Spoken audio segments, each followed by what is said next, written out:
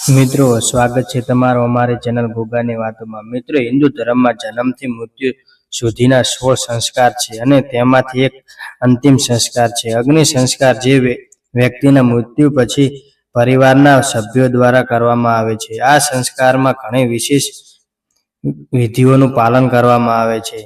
એક માન્યતા મુજબ આત્માને મુક્તિ મેળવવા માટે આ નિયમોનું પાલન કરવું ખૂબ જ જરૂરી છે। મોટા ભાગના લોકો પાસે તેના વિશે સાચી માહિતી નથી અને જો તેઓ પાસે હોય તો પણ તે પૂરી નથી। ગરુડ પુરાણમાં ઉલ્લેખિત આ માન્યતાઓ છે, પરંતુ તેનો આધાર આધ્યાત્મિક અને વૈજ્ઞાનિક બને છે। દરેક લોકો આ નિયમોનું પાલન કરે છે। જે લોકો આ રિવાજ પાછળ છુપાયેલું કારણ જાણવા નથી માંગતા અને જેઓ જાણવા માંગે છે તેઓ સાચી માહિતી મેળવી શકતા નથી। તેથી આ વિડીયોમાં અમે તમને અંતિમ સંસ્કાર સાથે જોડાયેલા કેટલાક વિચિત્ર નિયમો અને માન્યતાઓ તેમજ તેમના આધ્યાત્મિક અને વૈજ્ઞાનિક કારણો વિશે જણાવીશું। આ વિડીયોમાં તમે જાણશો કે કોઈ મૃત વ્યક્તિને સ્મશાન લઈ જતી વખતે તેની આગળ માટલી લઈને શું કામ ચાલે છે અને એ માટલીમાં અગ્નિ શા માટે રાખવામાં આવે છે અને તે મૃત વ્યક્તિના લગ્ન વિધિ સાથે કેવી રીતે સંબંધિત છે અને અંતિમ સંસ્કાર કરતા પહેલા પાણીનો ઘડો લઈને શા માટે ચિતા ફરતે ગોળ ફરવામાં આવે છે અને અંતમાં તે પાણીથી ભરેલું પાત્ર શા માટે ફોડી નાખવામાં આવે છે અને મૃત વ્યક્તિને ચિતા સળગાવ્યા પછી શા માટે લાકડી મારવા માટે આવે છે અને અંતમાં શા માટે મૃત વ્યક્તિના ઉપર સિક્કા મૂકવામાં આવે છે। તો મિત્રો, આ બધા સવાલોનો જવાબ તમને આજના વિડીયોમાં મળવાનો છે। મિત્રો, આજના આધુનિક યુગમાં આપણાથી ઘણા લોકો આપણી જૂની માન્યતાઓને અંધશ્રદ્ધા માને છે અને વૈજ્ઞાનિક દલીલો આપીને ધર્મના કોઈ પણ ઉલ્લેખને અવગણના કરે છે। તમે પણ હિન્દુ સ્મશાન યાત્રામાં જોયું હશે કે મૃતનો કોઈ સંબંધી હાથમાં માટલી લઈને અંતિમ યાત્રામાં સૌથી આગળ ચાલે છે। પછી સ્મશાન પર પહોંચ્યા પછી માટલીના અગ્નિથી જ મૃતના દેહને અગ્નિ સંસ્કાર કરવામાં આવે છે, એટલે કે મૃતકના શરીરને ઘરેથી લાવેલી અગ્નિથી બાળવામાં આવે છે। ઘરમાંથી લાવેલી અગ્નિ સાથે અંતિમ સંસ્કાર કરવા પાછળ એક ખાસ કારણ છે। વાસ્તવમાં વર કન્યા અગ્નિથી પરિક્રમા કરીને દાંપત્ય જીવનમાં પ્રવેશ કરે છે। આ અગ્નિ ઘરમાં મંત્રોના ઉચ્ચારણ દ્વારા સ્થાપિત કરવામાં આવે છે। કોઈ વ્યક્તિ જીવનભર યજ્ઞ, પૂજા વગેરેમાં આ જ અગ્નિનો ઉપયોગ કરે છે। આમ કરવાથી આ જ અગ્નિથી અગ્નિ સંસ્કાર કરવામાં આવે છે। આજે પણ પરંપરાની માન્યતા તરીકે ઘરમાં અગ્નિ પ્રગટાવ્યા પછી બળેલા ઉપલાને માટલીમાંથી રાખવામાં આવે છે અને તેને સ્મશાન ગૃહ લઈ જવામાં આવે છે અને પછી મૃતદેહને તેની સાથે અગ્નિ સંસ્કાર કરવામાં આવે છે। હવે આપણે અંતિમ સંસ્કારની ચિતા પ્રગટાવતા પહેલા તેની ફરતે પાણીથી ભરેલા વાસણ વિશે વાત કરીએ। મિત્રો, અંતિમ સંસ્કાર વખતે મૃતદેહને ચિતા પર રાખ્યા પછી મૃત વ્યક્તિનો પુત્ર અથવા અન્ય કોઈ સંબંધી પોતાના ખભા પર પાણીનો ઘડો રાખે છે અને ચિતાની આસપાસ ફરે છે। આ ઘડામાં એક કાણું હોય છે જેના દ્વારા પાણી સતત વહેતું રહે છે। ચિતા પરથી ચક્કર લગાવ્યા પછી આ ઘડાને જમીન પર નાખીને ફોડી નાખવામાં આવે છે। ત્યારબાદ જ મૃતદેહને બાળવામાં આવે છે। આમ કરવા પાછળ ધાર્મિક અને વૈજ્ઞાનિક કારણ છે। મિત્રો, શાસ્ત્રો અનુસાર દરેક વસ્તુ નશ્વર છે। સજીવની લઈને નિર્જીવ સુધી દરેકનો એક ચોક્કસ સમય નાશ થાય છે।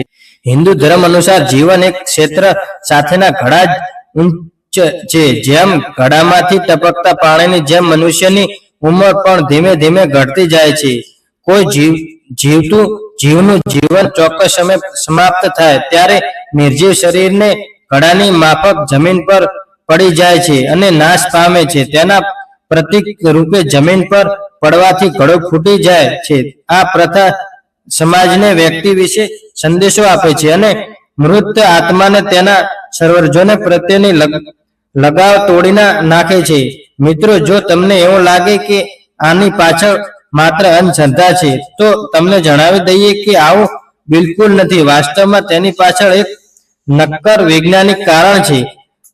જૂના જમાનામાં કોઈ શમશાન ન હતો, તેથી જ્યારે મૃતદેહને સળગાવ્યા બાદ ચિતાની આગ ફેલાય નહીં એટલા માટે ચિતા ફરતે પાણી રેડવામાં આવતું હતું.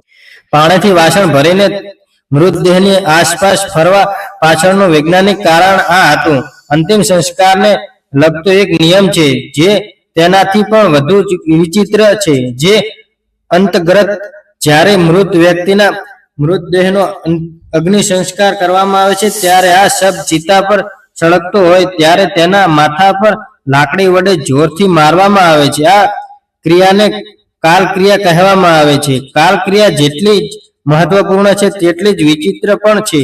ગરુડ પુરાણ મુજબ મૃત શરીરનો તેનો કોઈ ભાગ સળગતી વખતે રહી જાય તો તેને અશુભ માનવામાં આવે છે. શાસ્ત્રો અનુસાર અગ્નિ સંસ્કારની ક્રિયા વ્યક્તિના આગામી જીવનને અસર કરી શકે છે. તેથી ઘી અને કપૂરનો ઉપયોગથી મૃત શરીરને સંપૂર્ણ રીતે બાળી નાખવામાં આવે છે. ઘણી વખત આખું શરીર બળી જાય તો પણ તે માથાનો ભાગ બળી શકતો નથી. આ કારણે તેને લાકડી વડે મારવાથી તેને તોડી નાખવામાં આવે છે, તેથી તે સંપૂર્ણપણે બળી જાય. ક્યારેક એવું પણ બને છે જો કે અંતિમ સંસ્કાર વખતે ખોપડી સંપૂર્ણપણે બળી ન હોય તો તાંત્રિક તેને પોતાની સાથે લઈ જાય છે અને તંત્ર વિદ્યામાં તેનો ઉપયોગ કરે છે. આવું થવાથી મૃતકની આત્માને ઘણું દુઃખ થાય છે અને મૃતકના પરિવારને પણ અસર થાય છે અને ઘણી મુશ્કેલીઓનો સામનો કરવો પડે છે. મિત્રો, હવે ચાલો તમને જણાવી દઈએ કે લાકડી વડે માથા પર મારવા વિશે વિજ્ઞાન શું કહે છે. વિજ્ઞાન અનુસાર ખોપરીના હાડકાનો ભાગ એટલો મજબૂત છે કે તેને આગમાં સંપૂર્ણપણે બળીને રાખ થવામાં ઘણો સમય લાગે છે. આવી સ્થિતિમાં ક્યારેક કોઈ જંગલી પ્રાણી બાકીનો ભાગ પોતાની સાથે લઈ જાય છે અને તેઓ તેને ગમે તે રીતે ફેંકી દે છે, જેનાથી પર્યાવરણ દૂષિત થાય છે. મિત્રો, હવે ચાલો જાણીએ કે સ્મશાન યાત્રામાં શા માટે સિક્કા ફેંકવામાં આવે છે. જ્યારે વ્યક્તિ જીવતી હોય ત્યારે તે ઘણી બધી બાબતો માટે અહંકારી બની જાય છે, પરંતુ મૃત વ્યક્તિ પર પૈસા મૂકીને તેને કહેવાનો પ્રયાસ કરવામાં આવે છે કે તેણે જીવનમાં ક્યારેય અભિમાન ન કરવું જોઈએ. સિક્કા મૂકીને એવો સંદેશ આપવામાં આવે છે કે વ્યક્તિની તેની પાછળ આખી જિંદગી દોડતો રહે છે અને તેની આસપાસ સેકન્ડો સિક્કા હોવા છતાં તે તેની સાથે એક પણ રૂપિયો લઈ જઈ શકતો નથી. હિન્દુ શાસ્ત્ર અનુસાર મૃત પછી વ્યક્તિની આત્મા ભગવાનમાં સમાઈ જાય છે, તેથી સ્મશાન યાત્રામાં દર્શન થવા શુભ માનવામાં આવે છે. શાસ્ત્રો અનુસાર એવું માનવામાં આવે છે કે સ્મશાન યાત્રા જોવી એ સુખ અને શુભ ભવિષ્યનું સૂચક છે. એવું પણ માનવામાં આવે છે કે જો તમે સ્મશાન યાત્રા નીકળતી દેખાય તો તે ત્યાં અધૂરા કામ પણ પૂરા કરવાની શક્યતાઓ છે. તે દુઃખનું અંત અને સુખી જીવનની શરૂઆત છે. આત્મા શરીરમાંથી તરત જ બહાર આવે છે અને તે સ્મશાન યાત્રાની સાથે ચાલે છે અને તેને વંદન કરનારને આશીર્વાદ આપે છે. સ્મશાન યાત્રામાં દર્શન કરવાથી વ્યક્તિના પુણ્યમાં વધારો થાય છે. ગરુડ પુરાણમાં લખ્યું છે કે જો કોઈ વ્યક્તિ મૃત વ્યક્તિને ખભો આપે તો તે વ્યક્તિને યજ્ઞ સન્માન પુણ્ય મળે છે. મિત્રો, આશા રાખીએ છીએ કે તમને આ વિડીયો પસંદ આવ્યો હશે.